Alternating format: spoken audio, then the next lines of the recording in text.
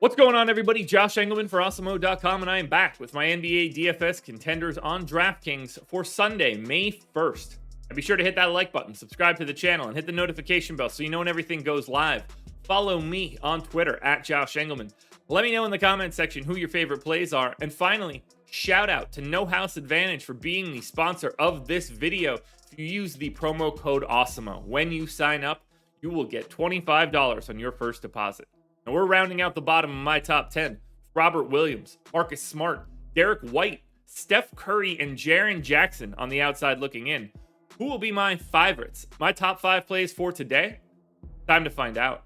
First up at number 5, we've got Desmond Bane. He is shooting guard eligible, 6,900, projected for 36.5. The goal is 40. He's in the optimal lineup 39% of the time. I gave Bane 38 minutes. I think he's just going to be playing big minutes right now. I don't think that Memphis is going to mess around too much. I think the big minutes are going to stay. 0.96 fantasy points per minute here for Bane, 21% usage. 19 points, 6 boards, 2.5 assists, and 2 stocks. Clearly a very difficult defensive matchup for Bane. He should have additional eligibility other than shooting guard. That is a little bit problematic, but even at just shooting guard, he's still able to get to the number 5 spot. I think he's just slightly underpriced for his minutes role.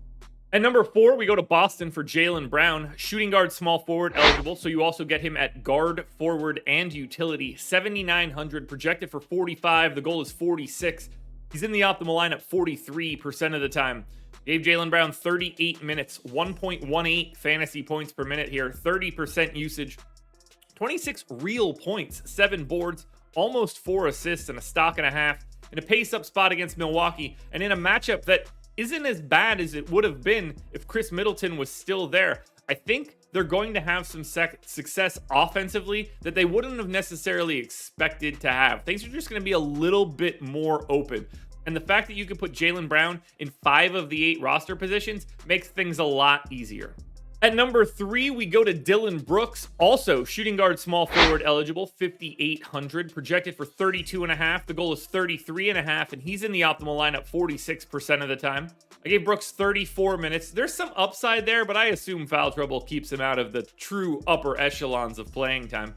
0.95 fantasy points per minute, and just an absolute usage hog.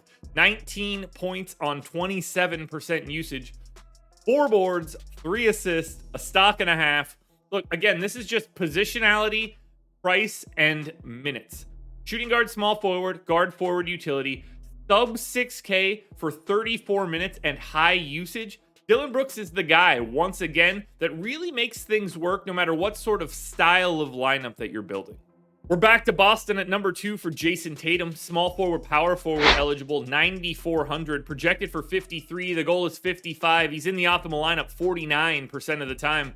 I gave Tatum 40 minutes, 1.3 fantasy points per minute, 31% usage, 29 points, 9 boards, 5 assists, and 2 stocks. And he doesn't have to worry about Chris Middleton being on the opposite side of him. That's one less defender capable of checking Jayson Tatum. That's a pretty important thing given the fact Jayson Tatum was absolutely exceptional against the Brooklyn Nets. Now, this should be a much better defensive team even without Middleton than the Brooklyn Nets were. I don't think it's going to matter. I think Jayson Tatum's just a different guy now. It's a pace-up spot against Milwaukee. They're not as good, and a 29, 9, and 5 stat line looks pretty damn good for Tatum at 9,400. I would have liked to see him get to the number 1 spot. Not enough value in the price tag, but number 2, just as good. Now, before we get to that number 1 contender, one last reminder, hit the like button, subscribe to the channel, and hit the notification bell so you know when everything goes live. Follow me on Twitter at Josh Engleman. Let me know in the comment section who your favorite plays are, and then go sign up at No House Advantage using the promo code Awesemo. And finally, your number 1 contender is Brandon Clarke. He's power forward center eligible, 6,100, projected for 37. The goal is 36. He's in the optimal lineup 55% of the time. I'm assuming that Brandon Clarke's role looks similar today that it did against Minnesota. So I gave him 32 minutes, 1.16 fantasy points per minute, 17% usage, 14.5 points, 10 boards, 2.5 assists, and 2.5 stocks.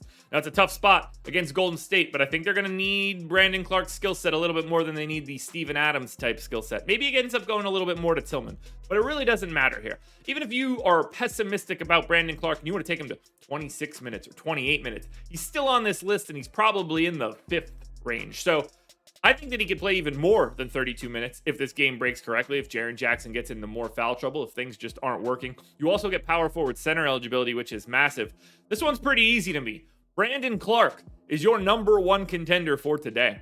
Alrighty, folks, that will do it. Those are my NBA DFS contenders on DraftKings for Sunday, May 1st. Now, there's a FanDuel version of this video around here somewhere, so check it out. Good luck tonight, everybody. Win some money. We are back again tomorrow morning for another edition of the Contenders.